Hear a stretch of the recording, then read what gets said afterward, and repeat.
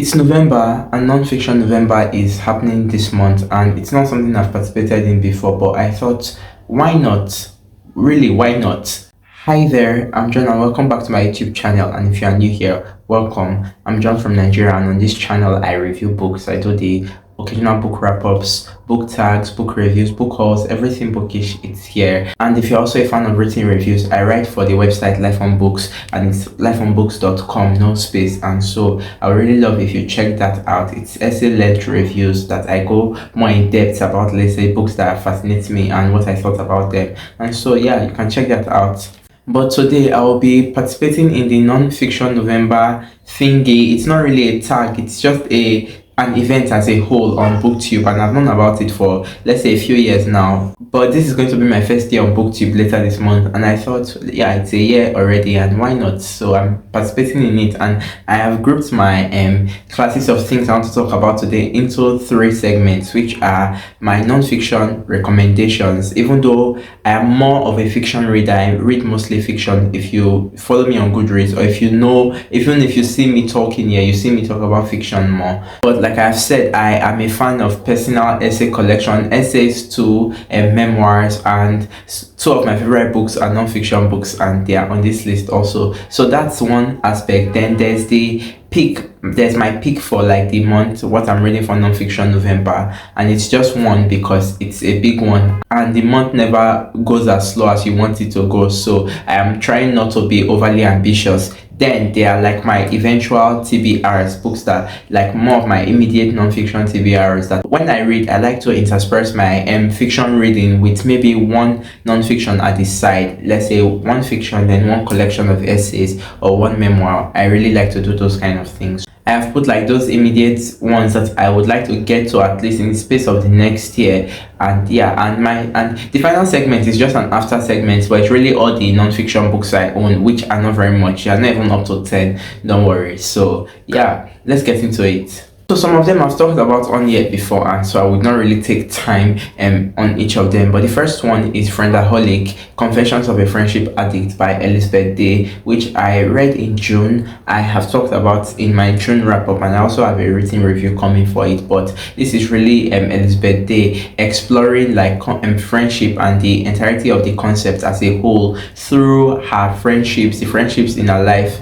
over the years, and like she segments every chapter into a specific friendship and the aspect of like, and let's say a subsection of, I don't know if subsection is the right word, but kind of a subsection of like friendship that some people do not really talk about, some that people talk about, but it's not really like a big deal because friendship is seen to be more as the lesser of friendship and romantic relationships. But this book really explores how these things, they really are as great as each other, and I'm someone, like I've said a lot, who prioritizes friendship in my life. It's my greatest relationship, to be honest. So I really loved like a lot of the essays, the personal essays in this book, and it just made me feel seen. You see things like ghosting in friendship, you see things like dealing with loss of a friend. It's just I feel very well rounded in everything and the scope it covers, and like it's felt like I was seeing somebody who finally was seeing friendship the way I saw it. So I really enjoyed this book, and I highly recommend it. The next book is probably maybe the book that has stayed with me the most the entirety of the year, or rather a lot of things from this book has stayed with me the most. I finished it in January, and it's Little Weirds by Jenny Slate, and it's in my January wrap-up, so you can scroll back not so far to check that. But it's really Slate examining like the idea of self-love, respecting the self, like desiring good things as a person, desiring good things in the world. There's a lot of softness in the writing. There's a lot of emotions. The writing is very punchy. I did not expect it to hit so hard in many places. And looking at the aspect of a lot of desiring a lot of love and good things for the self, those were my favorite things about the book. It does have these parts where there are excessive weird beats. It feels like Jenny Slate is doing beats at times in what she's writing about. But aside those parts that I felt were a bit too woo-woo for me, I really liked most of it. And even though it's not like my favorite non-fiction of all time, a lot of quotes from this book have stayed with me, and they have kind of anchored me and helped me with a lot of things I've been going through this year. So I recommend it. The third book is one I've talked about also in a favorites video, and I'm currently rereading it, and it's Everything I Know About Love by Dolly Alderton. And this is Dolly Alderton's memoir on love, parties, dating, everything in your 20s, and it's really looking at her 20s and how what made her 20s were not necessarily the romantic relationships, even though those were the things being sought for, but it was her friendship, her female friendships, and particularly one of her greatest love is her best friend Farley. And I really love this book. I love how it just shows the power of friendship and what it can be, and how it can be as great as your relationship with your family, maybe even greater. And I really love this book so much, and I recommend it every time. Please read it. I adore it. The next one in the same vein as Little Weird, it's one I did not overly love, I did not dislike at all, but I just found that there were a little too much abstraction in it for me. But in the year I read it, which was 2023, it probably had maybe the most unique writing, and maybe one of the most an author impressed me in terms of their writing in that year. And it's Teaching a Stone to Talk, Expedition and Encounters by Annie Dillard. Dillard talks about nature, and she's examining like humans and their relationship with nature, because she's going out into the woods, examining even like little things. The eclipse, the first chapter was about like this eclipse that happened, and observing the eclipse and just what it felt like. And just her writing, jeez, there's just so much, like you can tell when a writer knows that they can write. I don't know if everybody does, but I can tell, and she's someone who knows she can write. And I do think it does, the collection does start to get indulgent in points where you just lose sense of what she's talking about, and it does not feel like a lot of it makes sense, but the writing is still great. And there are these examinations of like the human relationship to this other to God, not really an otherworldly being, it's really to God, but you cannot tell if she's for God or against the notion of God. But I still found like a lot of bits in this book very interesting, and yeah, I recommend.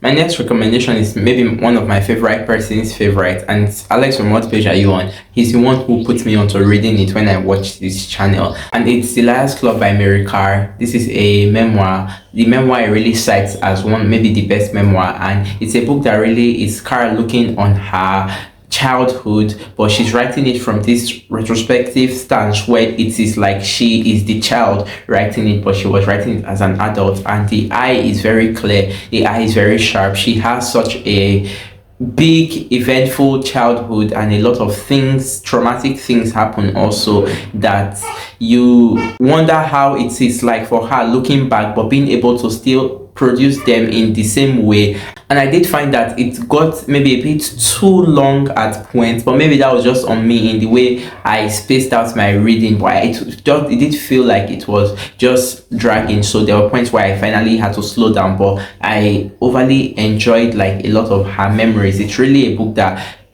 really looks at how an author is such an expert at writing memory and looking back on their memories and offering it to the reader, and I quite enjoyed it, so I highly recommend it. But it's actually the first book in a memoir trilogy, but this was the only one I read, and maybe the only one I might read. I liked what I read, but I don't know, I did not feel just like pushed to continue. And the final two recommendations I will not be talking about too much, because I talked about them in my last video about books that changed my life, and they are The Diary of a Young Girl by Stephen King. I mixed that up, and it is The Diary of a Young Girl by Anne Frank and On Writing by Stephen King. Two books I really love. I think they are just singular in their existence. For this one of the greatest books of all time, maybe my most essential non-fiction recommendation. Like, read it, please. It will, I do think it can change your life. It will affect you even if it does not change your life. But I read it so young, and it just changed my eye and the way I saw the world. And this was the first time I was 16. I learned about like the Holocaust and how massive that's, and maybe that is like the single greatest tragedy of like humanity, and I did not know for so long that that existed, and this just opened me up to it. And I always think about Anne and what she could have been if she had lived, because this is just a diary, but like you get a sense of a teenager who knew who they were and who were so sure of who they were, and I saw so much of myself in her and felt so seen reading this, and I love this book endlessly. And for the diary, I don't know why I'm confusing it. And for On Writing by Stephen King, just essential memoir on craft, but it also shows King before he was maybe the most popular author of like the 21st century at the moment. I believe that he actually is. But yeah, just great. It's changed my life. Maybe the most revolutionary book I have ever read, and changed how I saw writing and changed how I saw sentences and the craft. And I love it. I love it endlessly. So those were my recommendations for Nonfiction November, and the book I am going to be reading for Nonfiction November is The 90s by Chuck Klosterman. And I selected this because I've had my eye on it for a while, and when I saw someone read it and just talked about how it captured like the 90s as a whole, but really I know it's still capturing the 90s as America being the center of everything, and it's the American 90s, so it's not really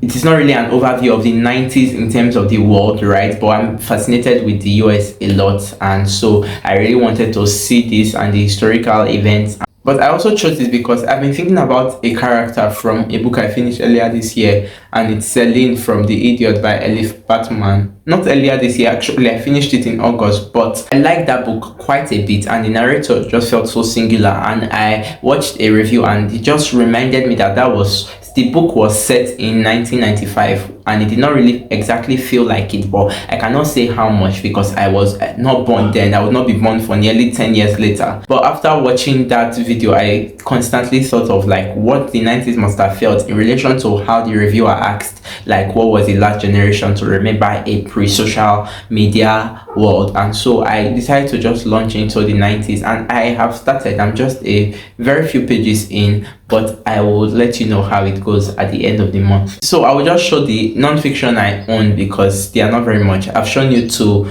On Writing and The Diary of a Young Girl, and the next one here is Thoreau's Wording and Civil Disobedience Together, which I've been reading since July, believe it or not. It is a lot, very heady, cerebral in a lot of ways, but also not, because it is not like it's so impossible to grasp what it's talking about, but the 18th 19th century American English, the writing style, is not the easiest to sink into. But I've been enjoying most of it, even though I think Thoreau can become too overly absorbed, where he might not believe that the reader might not want to be absorbed with what he's being absorbed about. I don't know if that's nice or right to say, but that's how it feels like, because it gets overly too like thinking of a subject. It kind of forgets the reader and their interest and the fact that they might not have witnessed this time or be able to grasp like this thing, but sometimes you're able to enjoy just his fascination with what he's talking about. And I'm more than halfway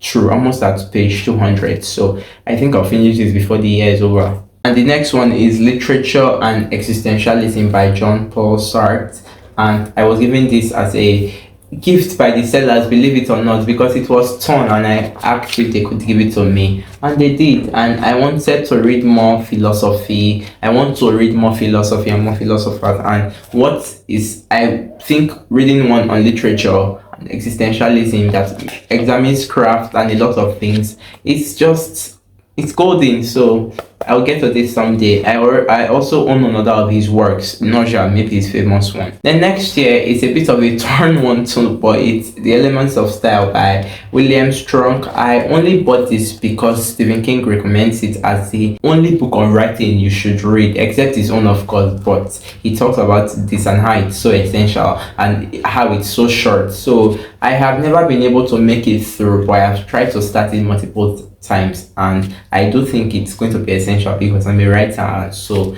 I need this.